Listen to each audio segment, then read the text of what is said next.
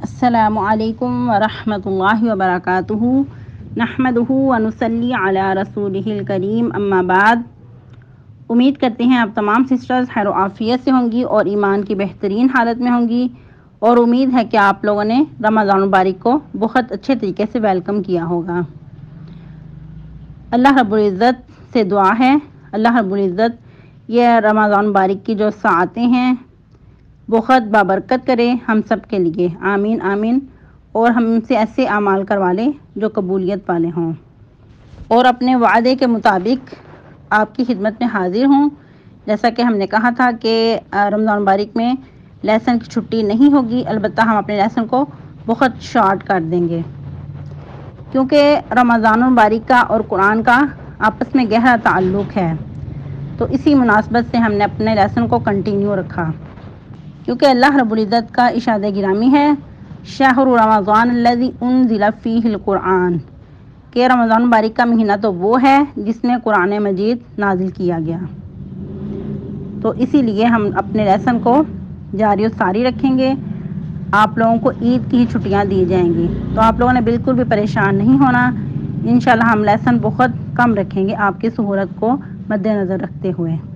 پیاری سسٹرز، ہمارا لیسن سورہ آل عمران آیہ مبارکہ 155 تک یعنی کہ 155 تک ہو چکا تھا۔ آج کا لیسن آیہ مبارکہ 156 سے سٹارٹ کریں گے اور ایک ہی آیہ مبارکہ پڑھیں گے ترجمہ تفسیر کے ساتھ۔ تو آئیے لیسن سٹارٹ کرتے ہیں۔ ربی اشرح لی صدری ویسر لی امری واحلل عقدۃ من لسانی یفقہوا قولی اللہم بارک لنا فی اوقاتنا اللہم فقہنا فی الدین اللہم انی اسألک الہدی والتقی والعفاف والغنی اللہم الہمنی رشدی واعذنی من شر نفسی اعوذ باللہ من الشیطان الرجیم یا ایہا الذین آمنوا لا تکونوا کالذین کفروا وقالوا لإخوانهم إذا ضربوا في الأرض أو كانوا غزا لو كانوا عندنا ما ماتوا وما قتلوا ليجعل الله ذلك حسرة في قلوبهم والله يحيي ويميت والله بما تعملون بصير۔ ٹرانسلیشن: یا ایھا الذین آمنوا، اے لوگو جو ایمان لائے ہو، لا تکونوا، نہ تم ہو جانا، کالذین، ان لوگوں کی طرح، کفروا، جنہوں نے کفر کیا، وقالوا، اور کہا انہوں نے، لاخوانہم، اپنے بھائیوں سے، اذا ضربوا، جب تم چلو پھرو، فی الارض، زمین میں، او کانوا غزا، یا ہو جنگ کرنے والے، لو کانوا، اگر ہوتے، عندنا، ہمارے پاس، ما ماتوا، نہ تم مرتے، وما قتلوا، اور نہ تم مارے جاتے، لیجعل اللہ، تاکہ کر دے اللہ، ذالک، اس چیز کو، حسرتاً، باعث حسرت، فی قلوبہم، ان کے دلوں میں، واللہ یحیی و یمیت، اور اللہ ہی زندہ کرتا ہے اور وہ موت دیتا ہے، واللہ بما تعملون بصیر، اور اللہ تعالیٰ جو بھی تم اعمال کر رہے ہو اس کو خوب دیکھ رہا ہے۔ تفسیر: جیسا کہ ہمارا موضوع جنگ احد چل رہا ہے، تو اسی موضوع کو آگے بڑھاتے ہوئے ہم آج کا لیسن بھی کمپلیٹ کریں گے۔ جیسا کہ کل کے لیسن میں ہم نے پڑھا کہ جو لوگ پشت پھیر کر چلے گئے وہ کس لیے ہوا، کہ وہ شیطان کے بہکاوے میں کس لیے آ گئے، ان کے ہی بعض ابد اعمالیوں کی وجہ سے۔ پھر اللہ رب العزت نے ان کی ان سیئات سے درگزر کرتے ہوئے ان کو معاف کر دیا، کیونکہ اللہ رب العزت بہت ہی زیادہ بخشنے والے اور تحمل مزاج ہیں، بردبار ہیں۔ اللہ رب العزت اپنے بندوں کے ساتھ کمال شفقت کا معاملہ کرنے والے ہیں۔ نیکسٹ آیہ مبارکہ میں اللہ رب العزت مومنین کو آگاہی دے رہے ہیں کہ اے ایمان والو، تم آگاہ رہنا، تم کانشیس ہو کے رہنا، ان لوگوں کی طرح نہ ہو جانا جنہوں نے کفر کیا اور اپنے بھائیوں سے بھی کہنے لگے کہ جب تم زمین میں، یعنی کہ جب وہ زمین پہ چلتے پھرتے ہیں یا وہ جہاد کرنے والے ہوتے ہیں، ان کو کیا کرتے ہیں، ان کو کہتے ہیں کہ اگر تم ہمارے پاس ہوتے تو تم نہ مرتے اور نہ مارے جاتے۔ ادھر کافر کن لوگوں کو کہا گیا؟ منافقین کو۔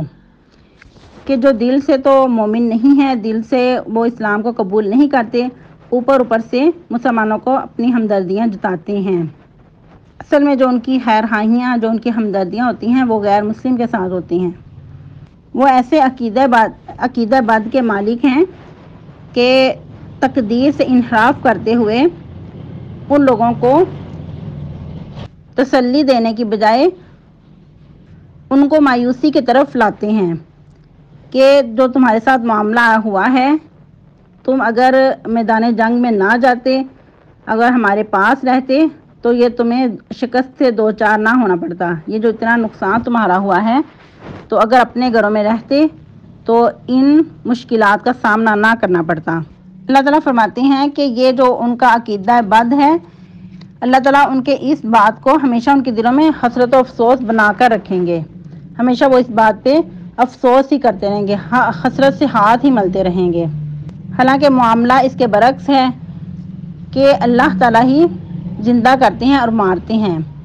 اگر وہ اس بات پہ یقین کر لیں تو یہ بات کبھی بھی نہ کہیں کہ جو زندگی اور موت ہے اللہ کے ہاتھ میں ہے، یہ تقدیر کے فیصلے ہیں۔ لیکن جو منافقین تھے وہ تقدیر کے فیصلوں پہ راضی نہیں تھے، وہ خود بھی پیچھے رہتے تھے نیکی کے خیر کے کاموں سے اور اپنے بھائیوں کو بھی اس سے روکتے تھے۔ ادھر جو لِإِخْوَانِهِمْ کہا گیا، بھائی کہا گیا، یہ نہ تو دینی بھائی تھے اور نہ ہی یعنی کہ خونی بھائی تھے، بلکہ جو ان کے ہم نشین تھے، ان کے اپنے ہی ذہن کے مالک تھے، ان کی طرف اشارہ ہے، ان کو بھائی کہا گیا، یعنی کہ ہم نشین، ہم مجلس۔ اللہ رب العزت فرماتے ہیں کہ زندگی موت تو اللہ کے اختیار میں ہے۔ جب کسی کا وقت آ جاتا ہے موت کا تو نہ ایک گھڑی جلدی کی جاتی ہے اور نہ ہی وہ اپنی گھڑی سے جو لکھی ہوئی ہے اس سے کوئی آگے بڑھ سکتا ہے۔ یہ قرآن کے مختلف مقامات پہ اس کا ذکر آیا ہے کہ جو وقت لکھا ہے وہ اسی وقت آ کر رہنا ہے۔ اور ویسے بھی حدیث میں لو کا کلمہ استعمال کرنے سے منع کیا گیا ہے کہ اگر میں ایسے کر لیتا تو ایسے ہو جاتا، اگر میں یوں نہ کرتا تو اس مشکلات کا سامنا نہ کرنا پڑتا، تو اس چیز سے منع کیا گیا ہے، کیونکہ جو لو کا کلمہ ہے یہ شیطان کا دروازہ کھولتا ہے، شیطان کو وہاں آنے کا موقع ملتا ہے۔ ایسے کلمات منہ سے ادا کرنے سے انسان کمزور ہو جاتا ہے، انسان کے حوصلے جو ہیں وہ پست ہوتے ہیں، انسان کے اندر ضعف اور مایوسی کی کیفیت پیدا ہوتی ہے۔ بندہ مومن کو ہمیشہ اپنے جو حوصلے ہیں، جو اپنے عزائم ہیں وہ بلند رکھنے چاہیے۔ جیسا کہ نبی صلی اللہ علیہ وسلم نے فرمایا کہ طاقتور مومن اللہ تعالیٰ کو زیادہ محبوب ہے ضعیف مومن سے، اور البتہ ہر ایک کے لیے ہی ہر دور میں بلائی ہے۔ پھر فرمایا کہ اس چیز کی حرص کرو جو تمہیں نفع دے، اور اس پر اللہ سے مدد مانگو اور عاجز مت آؤ۔ اگر تمہیں کوئی مصیبت پہنچے تو اس پر یہ نہ کہو کہ اگر میں ایسا کرتا تو ایسا ہو جاتا، کیونکہ جو لو کا کلمہ ہے وہ شیطان کا دروازہ کھولتا ہے، شیطان کو رہنا اندازی کرنے کا موقع ملتا ہے۔ بلکہ اگر کوئی مصیبت پہنچے تو یوں کہو کہ قدر اللہ ما شاء فعل، کہ جو اللہ نے تقدیر میں لکھا تھا اور جو چاہا وہ ہو گیا، اللہ کی منشا کے مطابق یہ سارا معاملہ ہوا۔ تو اس کا فائدہ کیا ہوتا ہے؟ اگر انسان اللہ کے فیصلوں پہ، تقدیر کے فیصلوں پہ راضی رہے تو مزید اللہ تعالیٰ کی نصرت حاصل ہوتی ہے اور انسان مزید اچھا کام کرنے کے قابل ہوتا ہے۔ سبحان ربک رب العزت عما یصفون وسلام علی المرسلین والحمد للہ رب العالمین۔ اپنے وقت کا بہت اچھا استعمال کیجیے گا اور ایک ایک لمحے کی قدر کیجیے گا اور زیادہ سے زیادہ وقت تلاوت قرآن مجید میں گزاریے گا۔ سبحانک اللہم ربنا وبحمدک نشہد ان لا الہ الا انت نستغفرک ونتوب الیک۔ والسلام علیکم ورحمۃ اللہ وبرکاتہ۔